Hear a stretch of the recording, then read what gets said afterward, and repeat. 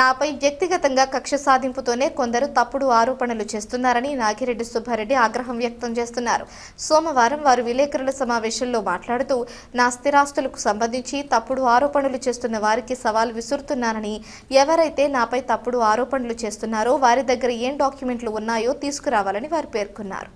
బైనపల్లి వద్ద 2 ఎకరాల 34 సెంట్లు భూమి రిజిస్ట్రేషన్ అయి ఉందని, 2003లో 2 ఎకరాల 34 సెంట్లు భూమికి చలానా కట్టాలని చూస్తే 2 ఎకరాల 20 సెంట్లు చలానా సరిపోయిందని అప్పట్లో రిజిస్ట్రేషన్ చేయడం జరిగిందని, అయితే మిగిలిన 14 సెంట్లు భూమికి రిజిస్ట్రేషన్ చేయాలని చూస్తే అప్పుడు కుదరలేదని, ఆ భూమి కూడా నా అనుభవంలోనే ఉందని వారు పేర్కొన్నారు.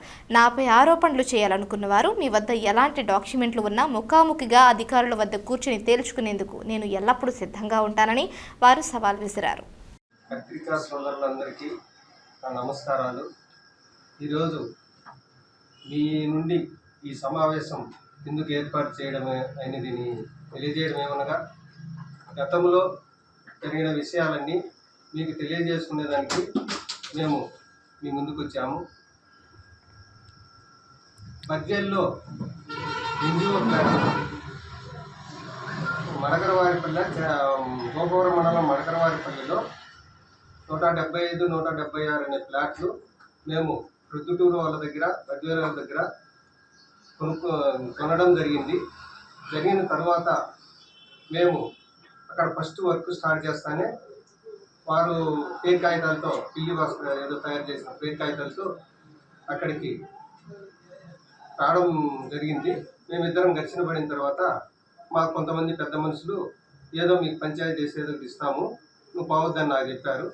నేను ఆ మేరకు అక్కడికి పోకుండా ఉన్నందుకు అతను కొంత మేర కన్స్ట్రక్షన్ చేయడం జరిగింది.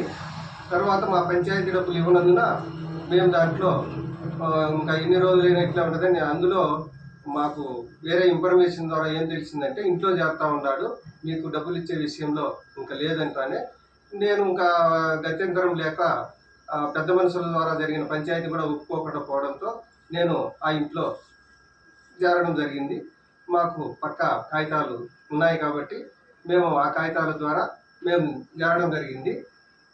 మా మీద గతంలో కూడా 2-3 సార్లు ఈ విధంగా ఘర్షణ జరుగుతూ ఉంటే ఇంకా ఎందుకు మీరు ఘర్షణ పడొద్దులని చెప్పిన దానికి మేమైతే పోలేదు. ఇది జరిగిన తర్వాత మా మీద వాళ్ళు కేసు పెట్టారు, వాళ్ళ మీద మేము కూడా కేసు పెట్టాము. ఇరువురికి ఆ కేసుల ద్వారా జరుగుతూ ఉంది. ఈ మధ్యలో అతని పేరు కాగితాలు మేము ఈ విధంగా సృష్టించిందని రుజువు చేసుకునేదానికి రెడీగా రుజువు కూడా చేసినాము. గతంలో అతన్ని తీసుకొచ్చిన పేరు కాగితాలు వాస్తవంగా ఎన్జిఓస్ కాదు. రెండోది వచ్చేసి వాళ్ళు ఆల్రెడీ భార్యకు ఎన్జిఓ ఫ్లాట్ ఇచ్చినారు, ఇతనికి ఎలిజిబుల్ కాదు కాబట్టి అతనికి కూడా ఇచ్చినారు. ఒకే రోజు 2 పట్టాలు కూడా ఇవ్వడం జరిగింది. ఒక వ్యక్తికి ఒకే రోజు అదే డేట్లో అదే టైంలో ఇవ్వడం అనేది అసంభవం, అది కూడా ఇవ్వడం జరిగింది. రెండోది వచ్చేసి మేము కడప డిఆర్ ఆఫీస్కి కూడా అగ్రిమెంట్లు ఆర్టీఆర్టీ పెట్టడం జరిగింది. అది కూడా ఫేక్ అని తేలింది. అవి కూడా ప్రూఫ్ ఉన్నాయి. అన్నీ కూడా మేము ప్రూఫ్తో సహా ఉన్నాము. కానీ అతను ఒక ఫేక్ కాగితాలను రుజువు చేసి ఒరిజినల్గా చేసుకొని అతను మాకు ఏమీ లేకుండా చేయడం అనేది ఇది చాలా అసంభవము. ఈ విధంగా అతను మమ్మల్ని బ్లాక్మెయిల్ చేస్తూ రకరకాలుగా మా ఆస్తుల మీద మా మీద రకరకాలుగా అమాండాలు వేస్తూ వాళ్ళతో వీళ్ళతో ఈ విధంగా నాగరికంగా చెప్పుకుంటాను. అయినా నేనైతే ఒక వ్యక్తి మీద మనం దూషించడం బాగుంటుందనే ఉద్దేశంతో, నా సొమ్ము పోయినా కూడా పర్వాలేదనే ఉద్దేశంతో నేను ఎంత ఓపిక పట్టుకున్నాను. కానీ అతను చాలా వరకు నన్ను అసభ్యంగా మాట్లాడడం అయితేనేమి, కానీ అతను మన చింతల చెరువుకు సంబంధించిన బిజిమేముల రమణారెడ్డి అనే అతను గతంలో అతనికి నాకు జరిగిన ఈ ఇంటి విషయంగా రావడం అయితే జరిగింది. ఇప్పుడు వాస్తవంగా ఇక్కడ ఈ పెట్రోల్ బంక్ పెట్టినటువంటి పొలము నేను కొనుగోలు చేసింది 2 ఎకరాల 34 సెంట్ల అగ్రిమెంట్ రీత్యా కొనుగోలు చేసినాము. మాకు అంతా మొత్తం రాపిచ్చేసినారు. ఆ మధ్యలో 2003లో రిజిస్టర్ చేసే విషయంలో మేము చలానా కట్టినాము. చలానా కట్టిన తర్వాత రిజిస్టర్ తీరా చెక్ చేసుకునే విషయంలో 2 ఎకరాల 20 సెంట్లకే చలానా సరిపోయింది. తక్కువ వచ్చిన దానివల్ల 14 సెంట్లు మిగిలింది. ఆ రోజు చేయించుకోలేకపోయినాము. మళ్ళీ బ్యాంకింగ్ పోదాం అనుకునే టైం లేదు. ఆమె ఆరోగ్యరీత్యా కొద్దిగా ఏజ్డ్ కాబట్టి నైట్కు ఆమె బయలుదేరి వెళ్ళిపోయింది. నెక్స్ట్ 14 సెంట్లు ఎప్పుడైనా చేయించుకోవచ్చు కదా అనే ఉద్దేశంతో మేమున్నాము. కానీ గతంలో అధికారులు 2 ఎకరాల 20 సెంట్లు రిజిస్టరు, ఈ 14 సెంట్లు అట్లా ఉండేది కాబట్టి దాన్ని అట్లా ఆ విధంగా పెట్టారు. కానీ మొత్తం ఇక్కడ ఉండేటువంటి ఈ 2 ఎకరాల 34 సెంట్లు నా ఆధీనంలోనే, నా అనుభవంలోనే మొత్తం ఉంది. కానీ గతంలో పూర్వము ఎవరో మన శెట్టి గారు అనే అతను ఒక సత్రము కట్టించడం వాస్తవమే.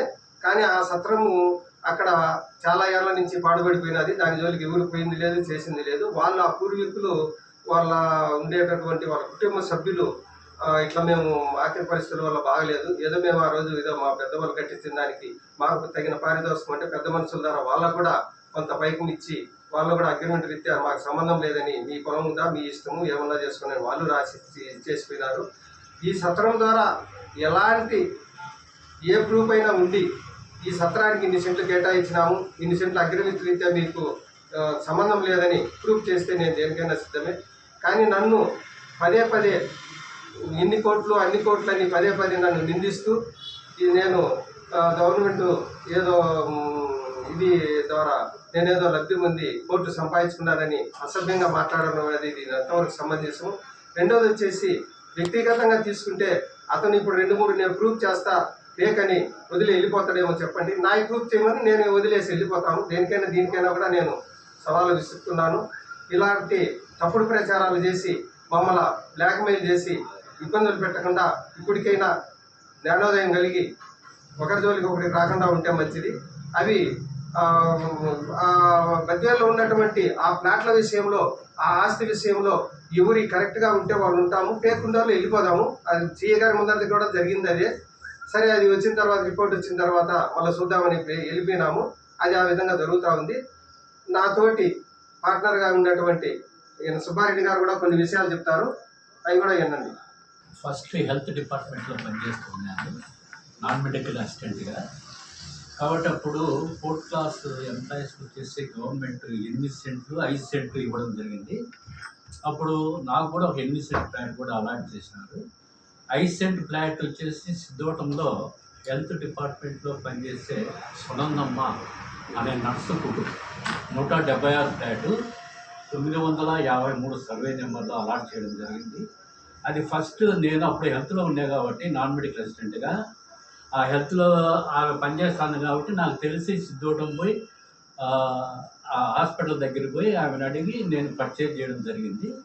తర్వాత అది అగ్రిమెంట్ రీత్యా పొద్దుటూరులో ఉన్నటువంటి రమాదేవి అని కొన్నది. రమాదేవి కొన్ని తర్వాత నేను సుబ్బారెడ్డి, బైనపాల సుబ్బారెడ్డి ఇద్దరం పోయి రమాదేవి దగ్గర నుంచి దాన్ని తిరిగి మేము కొనుగోలు చేసాం. ఎందుకంటే అది ఒరిజినల్ ఫ్లాట్, గవర్నమెంట్ ఎంప్లాయీకి ఆమె పనిచేస్తుంది హెల్త్ డిపార్ట్మెంట్ కాబట్టి నాకు తెలుసు కాబట్టి నేనే ఫస్ట్ దాన్ని కొన్నాను కాబట్టి దానివల్ల ఆ ఫ్లాట్లో ఏ డిఫాల్ట్ లేదని ఉద్దేశంతో మేము ధైర్యంగా కొన్నాము. కొన్న తర్వాత అతను ఏం చేశారంటే 2022-23లో ఇది ఘర్షణ జరుగుతూ ఉండింది ఈ 175, 176 ఫ్లాట్ల గురించి. ఆ ఘర్షణలో శివారెడ్డి తర్వాత ఈ రమాదేవి కొడుకు కానిస్టేబుల్గా పనిచేస్తున్నాడు, ఒక అతను సాఫ్ట్వేర్ ఎంప్లాయీ. వీళ్ళకు కానిస్టేబుల్ కాబట్టి అప్పుడు సిఐకి మొరపెట్టుకోవడం జరిగింది. సిఐ రమేష్ ఉన్నాడు. సిఐ రమేష్ కాగితాలను పరిశీలించి ఈ కానిస్టేబుల్ రమాదేవి కరెక్ట్ అని చెప్పి వాళ్ళను పోలీస్ స్టేషన్లో కూడా కడ్డీలు రమణారెడ్డిని వేసి తనడం కూడా జరిగింది. తర్వాత వీళ్ళు ఆ రమణారెడ్డి కన్స్ట్రక్షన్ పగలగొట్టినారు ఏది రమాదేవి కొడుకులు. తర్వాత కన్స్ట్రక్షన్ మొదలు పెడతా అంటే తిరిగి ఈ రమణారెడ్డి అనే అతను ఫేక్ డాక్యుమెంట్స్లో హైకోర్టులో స్టేటస్ కో తేవడం జరిగింది. తర్వాత ఆ స్టేటస్ కో 2 years తర్వాత హైకోర్టు వచ్చేసి ఎంఆర్ఓను, కన్సర్న్డ్ ఎంఆర్ఓ అంటే గోపాలం మండలం ఎంఆర్ఓను దాని మీద ఫైండింగ్స్ అడిగినారు. అప్పుడు గోపాలం ఎంఆర్ఓ వచ్చేసి వాళ్ళ రికార్డ్స్ ప్రకారం, గవర్నమెంట్ రికార్డ్స్ ప్రకారం ఎవరికి అలాట్ చేసింది అంతా క్లియర్గా హైకోర్టు ఫైండింగ్స్ సబ్మిట్ చేయడం జరిగింది. ఆ సబ్మిట్స్లో కూడా వాళ్ళు హైకోర్టు పంపించిన డాక్యుమెంట్లో కౌంటర్ ఫైల్లో 4వ పేరాలో క్లియర్గా ఎంఆర్ఓ గారు మెన్షన్ చేసినాడు. వాళ్ళ రమణారెడ్డికి సంబంధించిన ఫేక్ డాక్యుమెంట్స్ అని రమాదేవి తర్వాత 176 ఉన్న శివారెడ్డి పుణ్యటి ఒరిజినల్ డాక్యుమెంట్స్ అని కోర్టుకు వాళ్ళు సబ్మిట్ చేసినారు. కోర్టుకు సబ్మిట్ చేసిన వెంటనే ఆ కోర్టు దాన్ని డిస్మిస్ చేసింది స్టేటస్లను. తర్వాత మేము ఆ డిస్మిస్ చేసిన ఆర్డర్ పట్టుకొని తిరిగి మేము కోర్టుకు పోయినాము. కోర్టుకు పోయిన తర్వాత మున్సిపల్ కమిషనర్కు డిమాలిష్ చేయమని కోర్టు ఆర్డర్ కూడా ఇవ్వడం జరిగింది. మున్సిపల్ కమిషన్ ఇవ్వలేదు. దానిపైన మళ్ళీ మేము కంటెంప్ట్ ఆఫ్ కోర్టుకు హైకోర్టుకు పోయినాము.